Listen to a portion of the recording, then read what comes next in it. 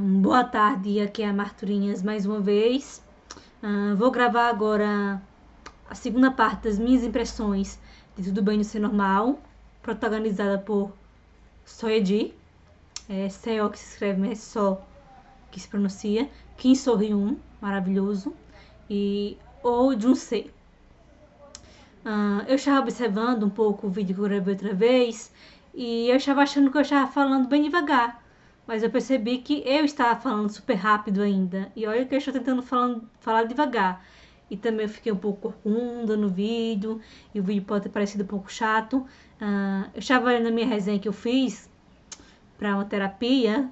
Eu terminei essa resenha para uma terapia dia 14/12 do ano passado. E eu falei no primeiro vídeo quase tudo. Mas nesse vídeo aqui eu posso falar algumas coisas que eu não falei na minha resenha. E fazer algumas ligações. De que parte eu parei? Eu estava falando que a comunhão ela deu um jeito não tão sutil do Mugen morar com ela. E como ela fez isso? Ela fez um contrato para o Musente, com o Musente, dizendo que Musente, você vai ser o ilustrador do meu próximo livro, mas uma das condições é que você vai ter que morar na minha casa, naquele castelo sombrio, no meio da floresta junto comigo. E o Mugen não ia deixar o irmão sozinho. O Musente é autista nível de suporte adulto, mas ele precisa de alguns cuidados. Precisava naquela parte da série. E o Mugen não queria deixar o irmão dele com comunhão e estava pensando, o que vai acontecer? O meu irmão tem crise quando pensa nas borboletas, eu vou deixar com essa mulher louca. Então o Mugen foi lá, morar junto dos dois. E a comunhão bastante manipuladora. Eu acho que tem muita gente que não gosta da série por causa desses primeiros episódios, que a comunhão quer tudo da maneira dela. Mas depois ela vai melhorando com o carinho dado pelos dois irmãos e com afinidade. Uma das coisas que eu mais gosto, Tudo Bem no Ser Normal, é a abertura. Que é aquela abertura que lembra mesmo contos de fadas. E, gente, quando estamos falando de contos de fadas, esses que a gente assiste na Disney, dos filmes da Disney, outro dia eu falei filmes. Filmes da Disney, ou que a gente lê por aí, eles são bonitinhos. Mas os contos de fadas originais, eles foram escritos de uma forma muito pior do que a gente vê nos filmes. Teve muito mais tragédia e desgraça nos contos de fadas originais mesmo. Então as adaptações da Disney foram até adaptações suaves.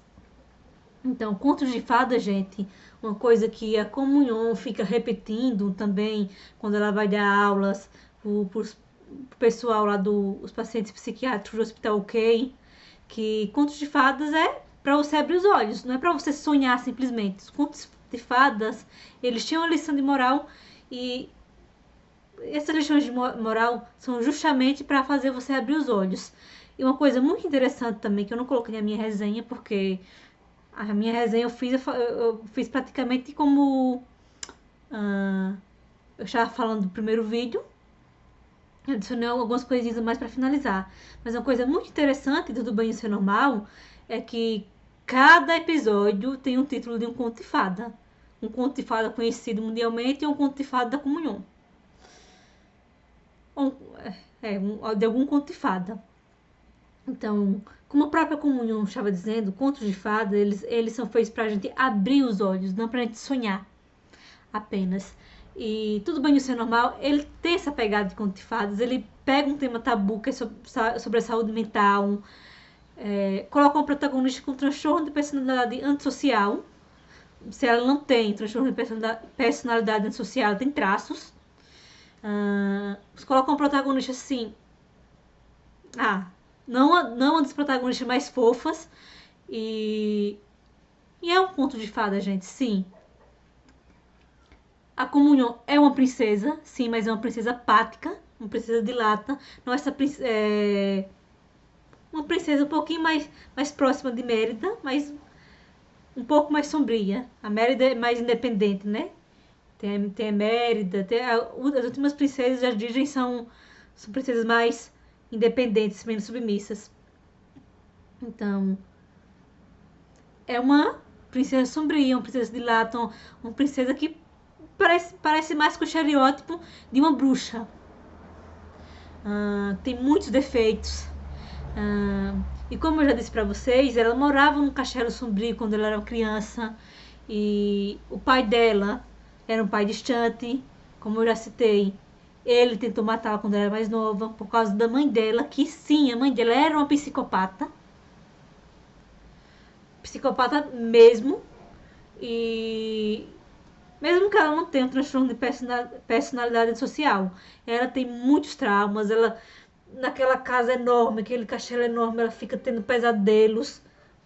E chegam os dois meninos, o Mungentê e o Musentê, e o Mungentê como cuidador. Ela tem ensinado para ela nos episódios anteriores a técnica da borboleta, também para quando ela se sentisse muito mal. Ela vai aprendendo o que é amor de verdade. E o nosso Mungentê, que é o nosso príncipe mascarado, né? Eu já falei para vocês que o Mungentê, ele reprime os sentimentos dele. Eu vou fazer o que é melhor para os outros e eu fico aqui comigo reprimindo meus sentimentos. E é um príncipe mascarado, sim.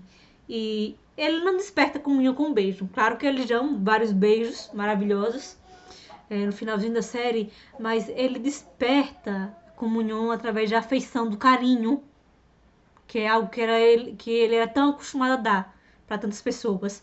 E a comunhão também desperta ele, não com beijo também, que ela deu muitos beijos nele, então era uma meio atrevida na hora de paquerar o Mungentê. Também desperta ele puxando uma trava de segurança, uma trava. Aí ela fala assim, ali você tem uma trava. Você não se permite sentir seus desejos. Você tem algum desejo? E ele passa a reconhecer os desejos dele através de convívio com a comunhão. E claro que tem o Musentê, que é um adulto autista, que depende do irmão mais novo. A mãe deles morreu. Depois eu conto o spoiler aqui. A mãe deles morreu. E ele é um adulto até autônomo, até bastante autônomo, se a gente for comparar com outros adultos autistas que precisam de mais suporte. Só que ele ainda depende muito do seu irmão. E ele é um habilidoso desenhista. Fosse uma pessoa assim, neurotípica, que tivesse o talento dele, o Musentê tinha casa de uns 30 e poucos anos, 35, já seria uma pessoa com muito mais independência, com uma vida muito mais diversificada. E ele depende do irmão e também ele tem o processo de cura dele, como eu já falei para vocês. O diretor do Hospital OK convida o Musentê para fazer uma pintura na parede e ele quer que o Musentê acabe fazendo uma pintura da borboleta, que é o maior trauma do Musentê. Então, o Musentê também vai se curando. Uma coisa bastante legal que eu não coloquei na minha resenha é o choque entre o Mungentê e o Musentê. Não, a comunhão e o Musentê. Perdão. A comunhão, ela quer o Mungentê de qualquer jeito, porque ela está acostumada a ter as coisas que ela quer. E o Musentê é muito dependente do Mungentê. Então, eles ficam rivalizando para saber quem é mais merecedor do Mungentê. Tanto é que tem uma cena muito engraçada que o Gentê, ele dá para Munhon um bonequinho que ele fez pro Sentê, um bonequinho que pega pesadelos, não sei bem a palavra, ele pega pesadelos e impede que os pesadelos aconteçam. O Sentê também tinha vários pesadelos com a borboleta, como eu já disse, que a mulher que matou a mãe dele estava usando um broche de borboleta. Aí ele tinha feito esse caça-pesadelos pro CT e ele dá pra Munhon, que também é uma pessoa que tem muitos pesadelos. Olha aí, a Munhon e o CT com alguns pontos em comum. E quando o CT vê que a Munhon tá com aquele bonequinho, os dois ficam brigando. Então, o que eu estava pensando agora é que isso também é uma metáfora. Eles ficam batalhando não só pelo bonequinho Mentê, mas também pelo Gentê. O Gentê tem que estar comigo. Pensa o Gentê, o Gentê é gostosão, eu quero ele pra mim, pensa Munhon. Mas o Gentê é uma pessoa com vontades próprias, é um príncipe mascarado. O CT é um homem dentro de uma caixa, o apelido que a Munhon deu no último livro, Em Busca da Afeição Real. É um homem dentro da caixa. E como eu disse, eles têm essas coisas semelhantes entre eles. E os três convivendo juntos, eles vão se curando. O CT não queria de jeito nenhum que o Gentê ficasse com a Munhon. A pessoa que ele deixava que se aproximasse do Gentê era o melhor amigo dos dois. Que eu esqueci o nome. E que eles conviviam desde que eram adolescentes. E quando ele vê o irmão sorrindo, o Gentê fez uma tabelinha com emoções para o CT identificar. Quando ele vê o Gentê sorrindo num sonho que ele teve com a Munhon, ele percebe, o meu irmão realmente é feliz. Então ele passa a aceitar, dividir, entre aspas, o Gentê com a Munhon. E foi uma evolução muito grande mesmo. A Munhon para de ser tão incisiva, de querer as coisas do jeito dela, na hora dela. Às vezes também sou assim, quero as coisas do meu jeito. O CT também é autista que nem eu, nível 1 de suporte também. E precisa de mais autonomia na vida. E o Gentê, que eu me identifiquei mais, é uma pessoa que é acostumada a reprimir seus sentimentos. Os três protagonistas têm muitas coisas que me faz lembrar a mim mesma, né? E a Munhon é escritora, sou uma escritora em aperfeiçoamento. Tem muitas coisas para melhorar nos meus livros. E agora vem um spoiler maior. Quando tudo estava dando certo, quando o Gentê já achava, eu gosto mesmo da Munhon, eu vou dar uma chance pro amor. Se eu souber tratar ela direitinho, ela não é tão louca assim, ela tem muitos traumas. Aí quando tudo estava dando certo, o Gentê descobre que a mãe da Munhon, através de uma foto que ele viu, foi a mulher que matou a sua mãe. Através do broche. E ia fazer sentido, né? Ele vê o broche e o CT repete várias vezes, foi a borboleta que matou minha mãe. E ele achava amando tanto a Munhon, então ele decide se afastar. Isso não vai durar muito tempo, porque a mãe da Munhon, eu não vou dar o spoiler aqui também, porque eu não me lembro bem o nome da personagem, mas é uma das pessoas que está lá no hospital. Ela volta e ela quer acabar com a felicidade dos três. Vocês não podem ser felizes. Eu criei você, como Munhon, para ser a minha maior criação, para ser como eu. E você tem que se afastar deles. Eu não quero que vocês sejam felizes. E eles têm um final muito feliz. O pai da Munhon morre. E ela meio que consegue perdoar ele nos capítulos finais. Nos capítulos finais. O Musete consegue pintar a borboleta. Tanto é que a crise maior é quando ele pinta a borboleta no quadro do hospital. Antes de ele pintar a borboleta, não me lembro bem, eu acho que a mãe da Munhon foi que tinha pintado a borboleta antes, e uma borboleta mutante, uma borboleta que tem 6 asas. Aí o povo, ah, Sentê, parabéns, você conseguiu pintar a borboleta. Mas não fui eu que pintei a borboleta. Então, aí que desenrola os eventos finais do dorama. E uma coisa muito linda. Também eu falei aqui na resenha, mas eu esqueci de falar agora. Eu estava falando que a Munhon e o Sentê estavam um cabo de guerra disputando quem merecia ter mais o Munguetê. E uma das frases que eu mais gosto é: o Munguetê é do Munguetê. O Munguetê é dono do próprio nariz. O Guentê já tinha falado isso na infância. No dia que ele conheceu a Comunhon. E como foi bem que ele conheceu a Comunhon? Ele estava cansado de, mesmo sendo o irmão mais novo, ter que cuidar do Muncentê na escola. E a mãe dele briga com ele.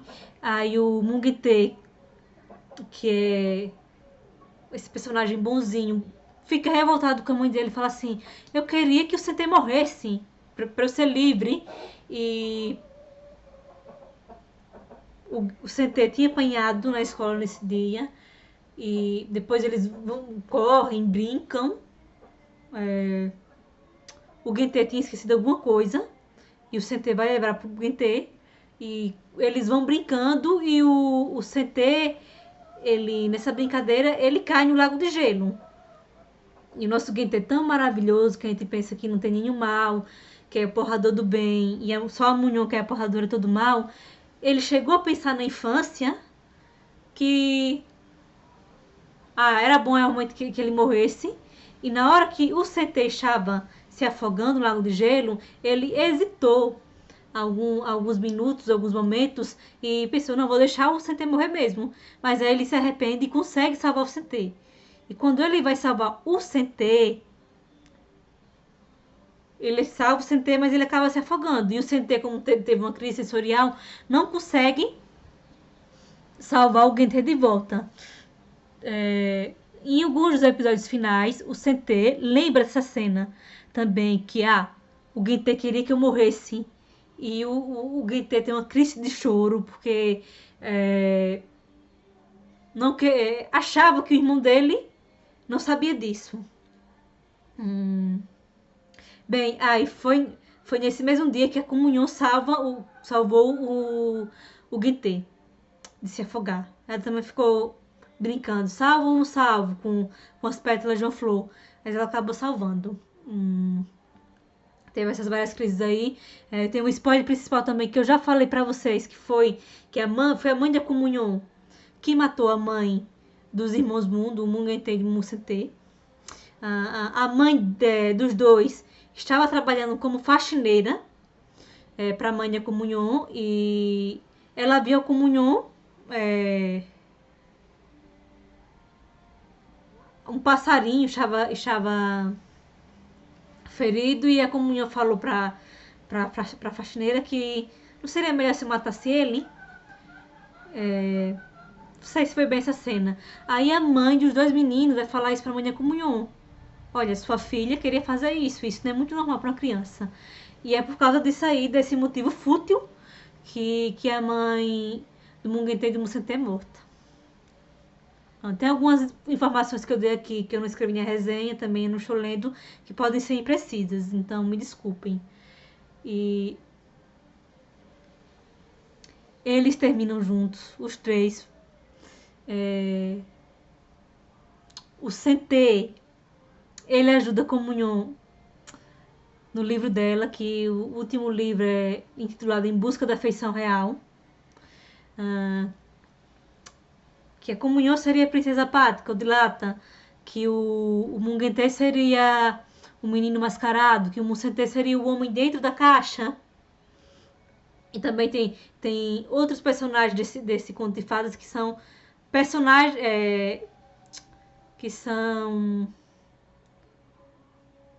personagens do próprio dorama, só que colocados num conto de fadas, mas o Conto de Fadas faz uma referência a esses personagens. Eu tô me lembrando aqui de vários casos também que teve no dorama, de outros personagens. Talvez eu estude melhor e venha falar de alguns casos particulares de Tudo Bem Ser Normal. Uma das cenas lindíssimas também foi o Monsente lendo o conto de fadas que ele ajudou a fazer para uma árvore, que seria a árvore da mãe dele. E eles viajam numa van no final do dorama. O Gente fica com a sua Munhon e o Sente tá lá também, e também está junto. E a cena final foi uma das mais marcantes, é que o Sente ele foi convidado por outros ilustradores para trabalhar no livro dele. E estão os três em viagens. Aí o Sente fala, ó, vocês dois continuem viajando que eu tenho que trabalhar. O Monsente é do Monsente. O Monsente é no próprio nariz, o Mungente é no próprio nariz. E o Monsente, sempre tão dependente do irmão, ele deixa o irmão com a namorada e sai com o diretor da editora da Comunhão, que é Sang Sang, uma editora. Eu não vou ler, eu estou falando muitas coisas erradas aqui. E ele sai, não, eu quero ser uma pessoa, vamos dizer assim, bem independente, que autistas sempre vão depender de alguma coisa de outra pessoa, mas uma pessoa mais autônoma, com um nível maior de dependência, tomar as próprias decisões. Ele quer ser um adulto como os outros também. Uma outra cena também que eu não coloquei aqui na resenha, muito bonita, foi quando assim, antes o Mungete brigou com o Monsente. Você não age como meu irmão mais velho.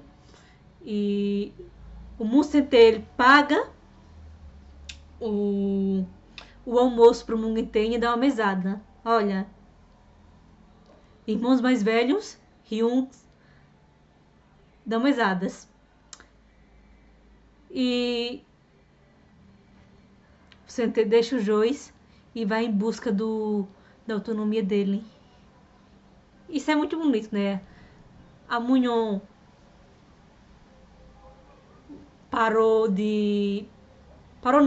diminuiu a vontade dela de controlar tudo e todos. O Gente, ele passou a validar os desejos dele. E o Sente, ele parou de ter medo de borboletas, de primaveras, e foi em busca da autonomia. Outro ponto que eu gostaria de destacar também em comum entre a Munhon e o Sente, que eles são muito parecidos mesmo, talvez até mais do que o próprio Gente, é que eles curam as feridas dele através da arte. A Munhon através da escrita e o Sente através do desenho, da pintura. No final também ele consegue pintar a borboleta por conta própria. Teve a mãe da Munhon que fez antes que ele, mas depois ele consegue pintar por cima e consegue fazer a borboleta por conta própria. Então tem esses pontos que eu contei aqui por cima. Tem a história individual de vários personagens também. Eu me lembrei de algumas histórias aqui. Provavelmente eu vou rever alguns episódios ou ler algumas resenhas. E eu volto falando. E assistam. Outra observação que eu coloquei na minha resenha que eu gostaria de falar, que eu, como uma K-popeira, uma K-popeira de OSTs, eu já tinha adicionado uma música Little by Little das Cheesy na minha playlist do Spotify de músicas sul-coreanas. Foi uma música sugerida e eu estava ouvindo essa música antes de assistir Tudo Bem de Ser Normal e é uma das músicas que mais tocam em Tudo Bem de Ser Normal. E, claro que isso me deixou mais confortável assistindo dorama. Esse dorama, eu entrei um assunto dentro do outro, mas é um conto de fadas tão maravilhoso que os próprios contos de fadas da Comunhão têm várias lições. Depois eu vou fazer um vídeo falando sobre as lições de cada conto de fadas. Mais vídeos falando sobre os transtornos de alguns pacientes do hospital psiquiátrico. É um dorama profundo, cheio de camadas. Claro, como algumas pessoas disseram, teve alguns furos. Como foi que a mãe da Comunhão sobreviveu? Eu nem falei pra vocês que a Comunhão achava que a mãe dela estava morta, né? Mas como foi que a mãe da Comunhão sobreviveu? Ah, a Comunhão também achando que várias outras personagens eram a mãe delas. Muito profundo. Tem sim os furos. Isso me faz sentir menos mal também, que eu como escritora eu deixo vários furos das minhas histórias. Então, se uma história tão bem escrita, tão aclamada, teve furos, porque a minha não pode ter. Eu acho que esse vídeo tá um pouco melhor do que o outro. Espero que tenha mais curtidas, visualizações. E até a próxima.